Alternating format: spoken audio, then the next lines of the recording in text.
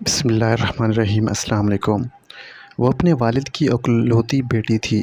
ماں باپ نے بڑے ہی لاڈ و پیار سے اس کی پرورش کی تھی۔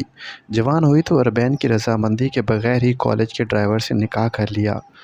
باپ کو جب پتہ چلا تو بیٹی نے جواب دیا، میرا نکاح ہو چکا ہے، بہتر یہی ہے کہ آپ اپنے ہاتھوں سے مجھے رخصت کر دیں، ورنہ میں خود ان کے پاس چلی جاؤں گی۔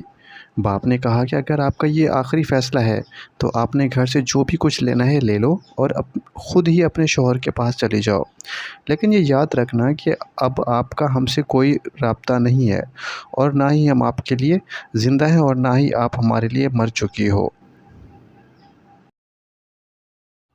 اور ہم آپ کے لیے وہ خوشی خوشی سامان پیک کر کے اپنے شوہر کے پاس چلی گئی۔ تقریباً 8 سال بعد اس کی ملاقات اس کے کسی قریبی عزیز سے ہوئی اور وہ اسے گھر اپنے لے آیا، خیر و عافیت اور دریافت کرنے لگا تو اس دوران اس لڑکی نے زوروں کا رونا شروع کر دیا۔ وہ سمجھا کہ شاید وہ اس کے گھر کے حالات صحیح نہیں ہوں گے، وہ اسے اپنے والدین کی نافرمانی اور جدائی کا پچھتاوا اسے رلا رہا ہوگا۔ تمام گھر والے اسے دلاسا دینے لگے اور رونے کی وجہ دریافت کرنے لگے۔ بہت اصرار کے بعد اس نے مجبوراً رونے کی وجہ بتائی۔ وہ کچھ یوں بولی، میں اپنے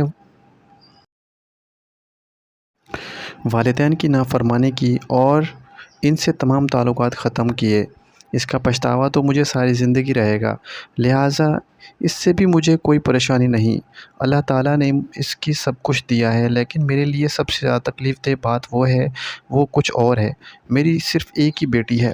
میرا شوہر جب بھی نماز پڑھنے کے بعد دعا مانگتا ہے تو میں نے چپکے سے اس کی دعا بہت بار سنی ہے۔ وہ روتی ہوئی اور گڑ گڑاتے ہوئے اللہ پاک سے صرف یہی دعا مانگتے رہتے ہیں کہ اے اللہ میری بیٹی میری وائف پہ نہ جائے، اے اللہ میری بیٹی اپنی ماں پہ نہ جائے، اے میرے رب میری بیٹی کو اتنی ہمت نہ طاقت نہ دے کہ وہ اپنی ماں کی طرح گھر سے بھاگ کر شادی کرے، اے اللہ پاک اپنی ماں کی طرح اپنے والدین کی عزت کو کبھی رسوا نہ کرے۔ یہ تو وقت تمام لڑکوں اور لڑکیوں کے لیے ایک اہم پیغام ہے اور نصیحت اور ایک اعلان ہے۔ آخر میں اتنا کہوں گا کہ اپنے والدین کی رضامندی پر راضی رہنا سیکھو، ورنہ اس دنیا میں ایسے لوگ موجود ہیں جن کو دیکھ کر آپ عبرت حاصل کر سکتے ہیں۔ آج کے دور میں محبت نہیں عیاشی کہتے ہیں، اور کچھ تو اس عیاشی والی محبت میں اتنے اندھے ہو جاتے ہیں کہ آپ اپنے پیٹ کے اولاد تک کے نہیں ہوتے ہیں، مگر ساتھ میں انہیں حاصل کچھ بھی نہیں ہوتا ہے۔